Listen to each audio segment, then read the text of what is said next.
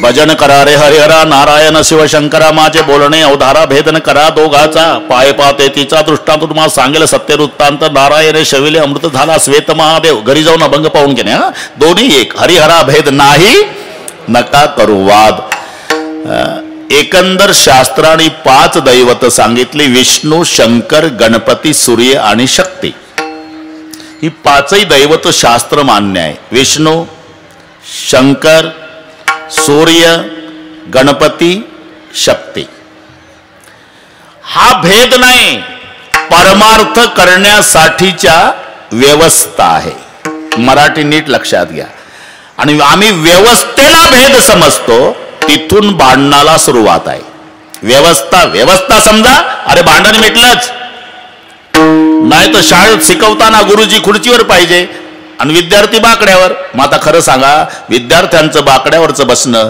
आणि गुरुजीचं खुर्चीवरचं बसणं भेद आहे का व्यवस्था पण गरम डोक्याचा पालक थोडोशी लावून जातो वर्गात आता तो गावचा गुरुजी बाहेर गावचे काय गुरुजी उभेच झाले गुरुजी काय असा का भेदभाव करता हे जनावर आहे का बाकड्यावरचे तू एक माणूस आहे अरे सर्वांना द्या खुर्च्या नाही तर सगळे बसा बाकड्यावर असा भेदभाव का केला गुरुजी लेका गरम डोक्याच्या बापा गुरुजीनं केलेला भेदभाव नाही राजा शिकवण्यासाठीची व्यवस्था आहे आणि आम्ही व्यवस्थेला भेद समजतो तिथून भांडणाला सुरुवात आहे व्यवस्था समजा अरे गोदावरीच्या काठाला अनेक घाट असलेच पाहिजे ह्या व्यवस्था आहे एकच घाट असेल तर कुंभमेळा चिरडून मरेल ना मग सरकारला व्यवस्था करावी लागली का नाही अनेक घाट वाटेल त्या घाटावर तुम्ही आंघोळ्या करा पण आंघोळ करताना आंघोळ गोदावरीकडे होते इकडे पा तुझा घाट मोठा का माझा घाट मोठा घाटाहून काठ्या काढू नका घाट व्यवस्था आहे तसं पंथ घाट आहे धर्म गंगा आहे असलेच पाहिजे नाहीतर पा जर ठरवलं एकनाथ नाना या वर्षी आपण सगळे महाराष्ट्रातले वारकरी माऊलीच्या सोबत पंढरपूरला जायचं असं जर ठरलं काय होईल आळंदी ते पंढरपूर ज्ञानबा तुकाराम पाऊल टाकायला जागा राहणार नाही मग व्यवस्था काही वारकरी देऊन निघाले पाहिजे तुकाराम महाराज सोबत काही वारकरी आळंदीहून निघले पाहिजे माऊलीच्या सोबत काही वारकरी सेगावून निघले पाहिजे गजानन बाबा सोबत काही वारकरी मुक्ताई नगरहून निघले पाहिजे मुक्ताई सोबत काही वारकरी त्र्यंबकेश्वरून निघले पाहिजे निवृत्तीनाथासोबत वेगवेगळ्या पंथानं गेलेच पाहिजे याचं नाव व्यवस्था विठ्ठल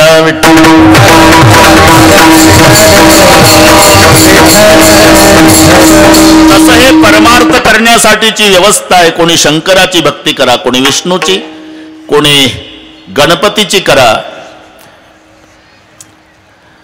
कोणी सूर्याची वाटेल त्या दैवताची उपासना करायला उपासकाला स्वातंत्र्य आहे ते भेदभाव नाही समानतेच्या बाबतीत आमचं दुमत नाही पण व्यवस्था शब्द व्यवस्थाच लावावा लागेल तुम्हाला आता कोण नाही म्हणतं ते सोनार दिवसभर सोन्याच्या दुकानात असतो बरं का डोंगरेजी तुमचा संबंध आहे त्याशी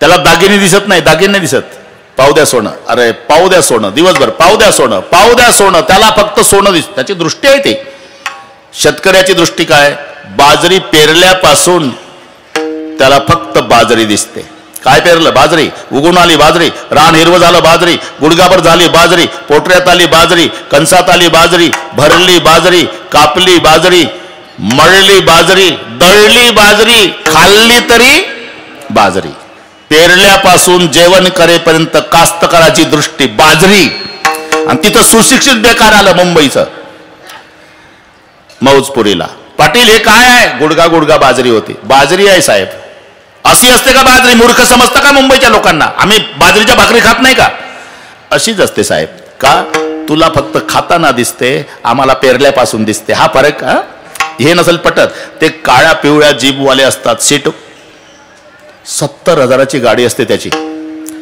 उताराला उभी करतं घराजवळ उटी लावून सकाळी अख्ख्या गल्लीतले लेकर गोळा करून चॉकलेट वाटायचे आणि एकदा गाडी ढकलायची रामनगर मौजपुरी दिवसभर तुम्ही तुमच्या घरचा कोट्याधीश आहे कडक कपडे घालून रस्त्यात उभा आहे ते तुमच्याकडे पाहत सुद्धा नाही तुमच्या जवळ गाडी उभी करतं आणि मागच्या हेल्परला म्हणतं एवढं घे लटकून 20 रुपयाचं रामनगर. 20 रुपये तुमची किंमत, त्याची गाडी 70,000ची, पण तुम्हाला तो 20 रुपयाच्या वर किंमत देत नाही का? तुम्ही तुमच्या घरचा सेट असला तरी त्याला सीट दिसतं. ही मराठी, त्याला सेट नाही दिसत, फक्त सीट.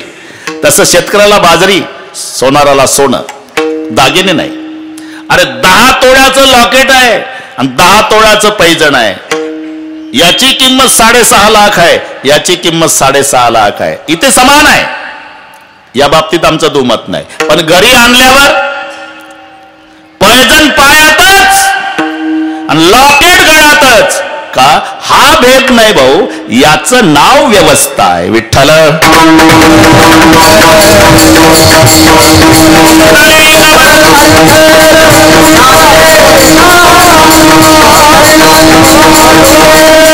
तसं परमार्थ करण्यासाठीच्या ह्या व्यवस्था आहे. कोणी विष्णूची भक्ती करा, कोणी शंकराची करा, कोणी गणपतीची करा, कोणी सूर्याची करा, कोणी शक्तीची करा. स्वातंत्र्य आहे तुम्हाला.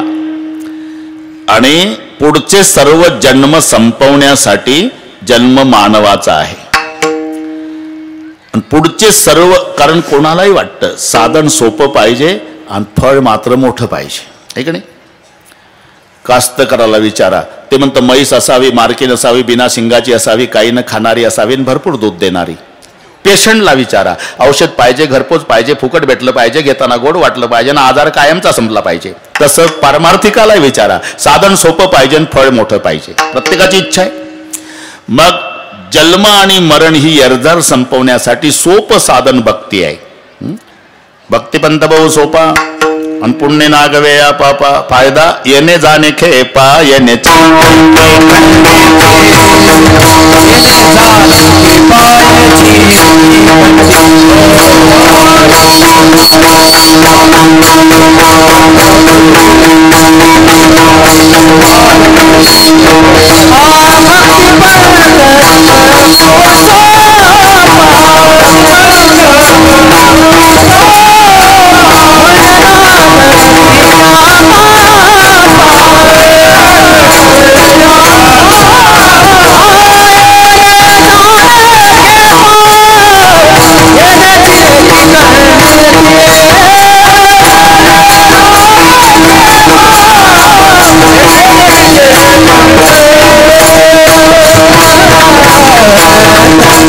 सर्व जन्म संपवण्यासाठी जन्म मानवाचा आहे आणि ते जन्म संपवण्याचं सोपं साधन भक्ती आहे. भक्तिपंत भाऊ सोपा पुण्य नागवेया पापा येणे जाणे खेपा येण्याची एके खंडित इथपर्यंत ठीक आहे.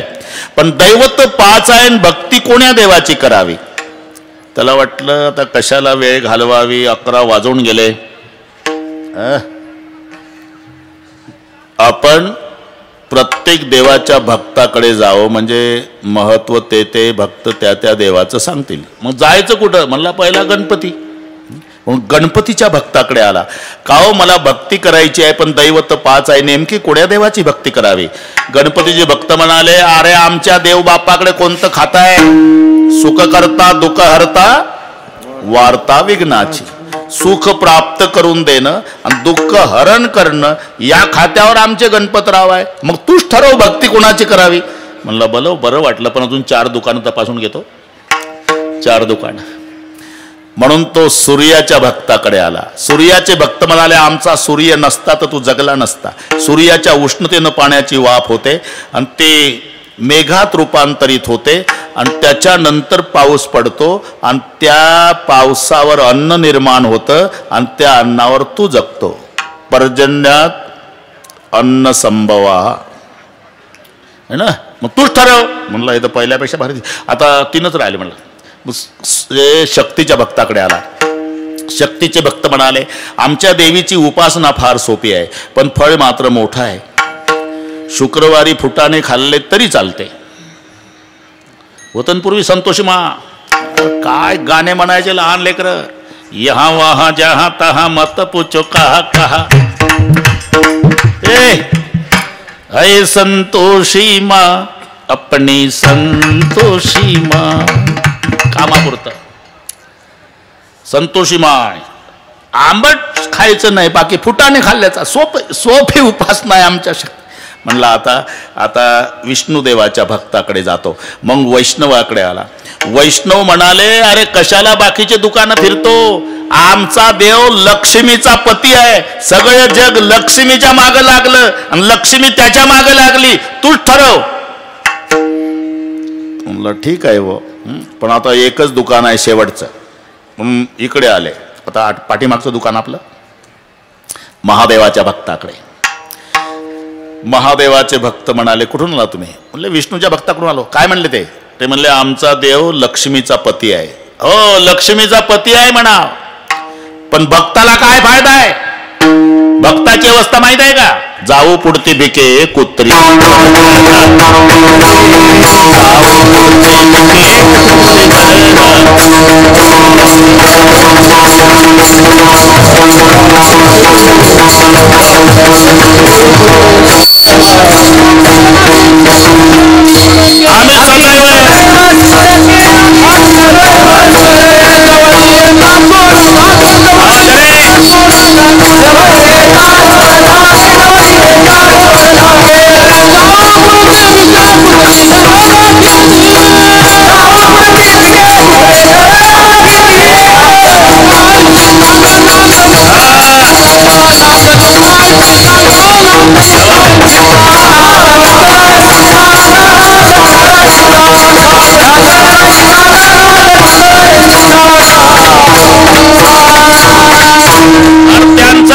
लक्ष्मीचा पती आहे नाना, पण भक्ताची काय अवस्था आहे? आम्ही सदैव सुडके जवळ येता चोर धाकेन जाऊ पुढते भिके कुत्री घर राखिते.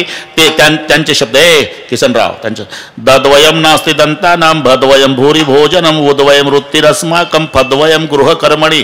ते म्हणतात 2 द आमच्या दाताला लागत नाही. खाता काय? 2 ब खातो. हे समजून घ्या. द्वयम नास्ति दंतानाम, 2 द लागत नाही दाताला. दही आणि दूध याला म्हणतात 2 द. खाता काय? 2 भ खातो. भाजीन भाकरी. द्वयम भूरी भोजनम. तुमचा व्यवसाय काय? द्वयम वृत्तिरस्माकम, 2 ऊ आमचा व्यवसाय. ऊ म्हणजे उष्णन उदार. हे नीट समजून घ्या. उष्णन उदार आमचा व्यवसाय. भाजीन भाकरी आमचं खाणं. 2 दाताला लागत नाही. घरातलं वैभव काय? द्वयम ग्रहकर्मणी, 2 फुटके भांडे आणि फाटके कपडे. आम्ही सदैव सुडकेन जवळ येतात चोर आले का? तो लक्ष्मीचा पती आहे विष्णू, पण भक्ताचे काय हाल आहे? आमचा महादेव स्वतः श्रीमंत आहे, पण श्रीमंतीचा उपभोग घेत नाही. मग कुठे राहतो? स्मशानासी वस्ती रुद्र.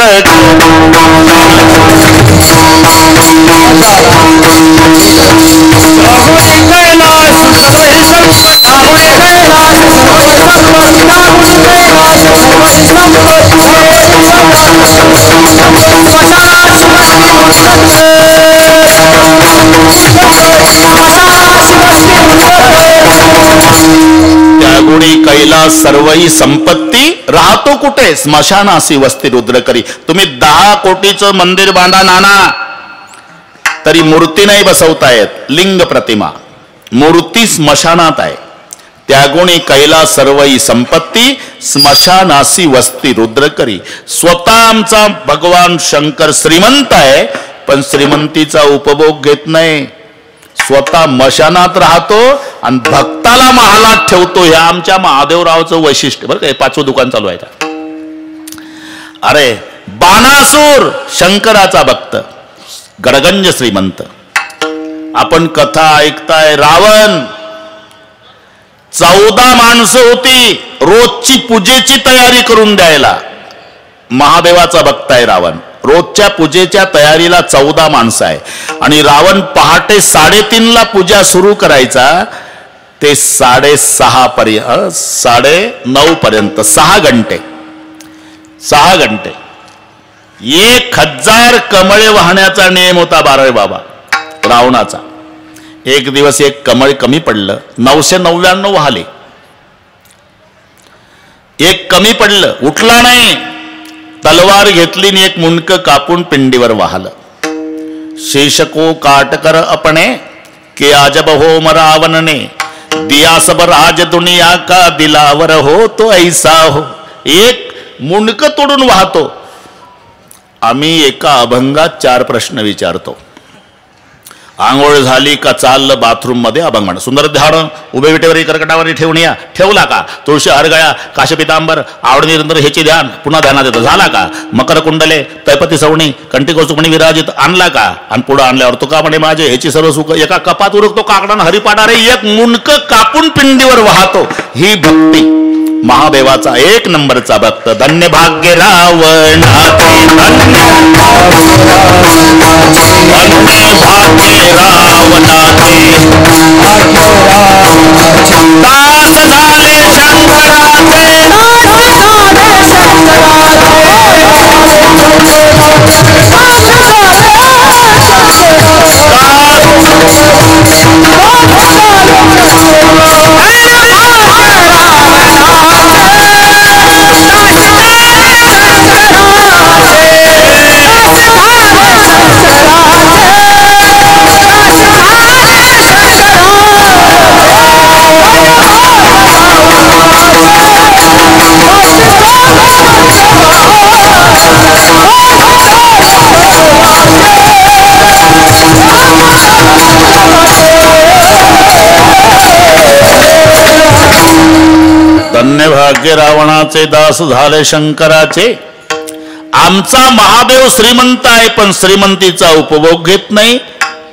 भक्ताला दरबारात ठेवतो. रावणाची संपत्ती 5 लाख घर दगडाची, 7 लाख विटाची, 1 कोटी काशाची, 1 कोटी तांब्याची आणि 7 कोटी घर सोन्याची.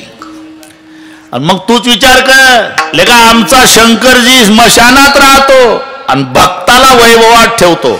तो म्हणला आता जवळजवळ 11:15 झाले. पटलं ह्या देवाची भक्ती करावी वाटते. पण का हो एवढा उदार आहे तुमचा महादेव तर भक्ती कठीण असेल. नाही मग अरे हेच तर नवल आहे.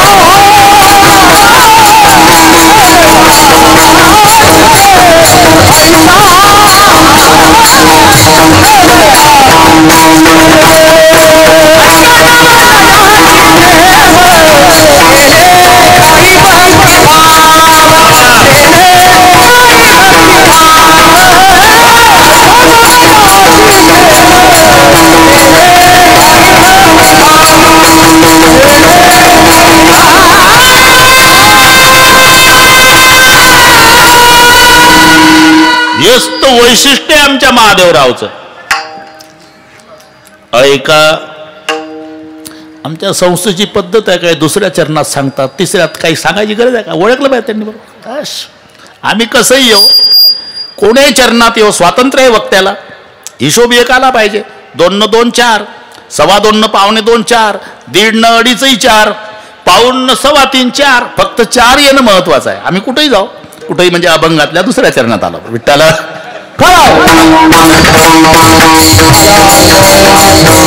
अरे हेच तर नवल आहे. ऐका नवलयाची ठेव, ज्या महादेवाची भक्ती कर म्हणतोय ना तुला, हे वैशिष्ट्य आहे. नेने काही भक्तिभाव. अरे भक्ती करणाऱ्याचा हेतू सुद्धा लक्षात घेत नाही. इथे जो भाव शब्द आहे ना, इथे उद्देश किंवा हेतू असा अर्थ लावायचा. भाव म्हणजे बाजार भाव नाही. नेने काही भक्तिभाव म्हणजे भक्ती करणाऱ्याचा उद्देश सुद्धा लक्षात घेत नाही. हे त्याचं नवल आहे. तो भस्मासूर म्हणला, मालक आता थोडी अडचण आहे. काय? वेळेची अडचण आहे. वेळ कमीच आहे आता. करू बरोबर. काय अडचण आहे? अहो तुम्हाला ताजं भस्म आवडतं आणि 2 वर्ष कोरोना होताना भस्मच भस्म मिळायचं. कोणी गावाला नजर चुकीनं गेलो तरी 2-4 प्रेत पेटतच असायचे. त्यामुळे ताजं भस्म. पण सरकारनं ते लस दिली, कोरोना थांबला. आता कोण्याच स्मशानभूमीत भस्म मिळत नाही आणि तुम्हाला ताजं भस्म पाहिजे. काय पाहिजे काय तुला? काही नाही. तुमच्या पूजेसाठीच तळमळ आहे माझी. मी घरून निघलो म्हणजे ज्याच्या डोक्यावर हात ठेवील ते भस्म झालं पाहिजे. ताजं भस्म तुम्हाला. तथास्तु महादेवराव. याला म्हणतात नेने काही भक्तिभाव. याचा उद्देश लक्षात घेतला नाही आणि झाले महादेवराव प्रसन्न. आणि ते घरून निघायचं, सापडला रस्त्यात, त्याच्या डोक्यावर हात, भस्म ताजं घेऊन यायचं. खूप झाले महादेवराव, ताजं भस्म खूप झाले. शेवटी असं करता करता भस्मासुराच्या लक्षात आलं, म्हणलं माझ्या हातात ही पॉवर आहे. ज्याच्या डोक्यावर हात ठेवतो ते भस्म होतं. मग याच्याच डोक्यावर ठेवला तर पार्वती आपली. याला म्हणतात भस्मासूर. हा ना, पुढचं पाठ आहे तुम्हाला. लागलं महादेवरावच्या मागण. महादेवराव पुढे. आता भगवान विष्णूला वाटलं मरते आपला महादेव. मग मोहिनीचं रूप धारण करून नाचकाम सुरू केलं. हे त्या रूपावर भाळलं. तुमच्यासोबत माझी लग्न करण्याची इच्छा आहे.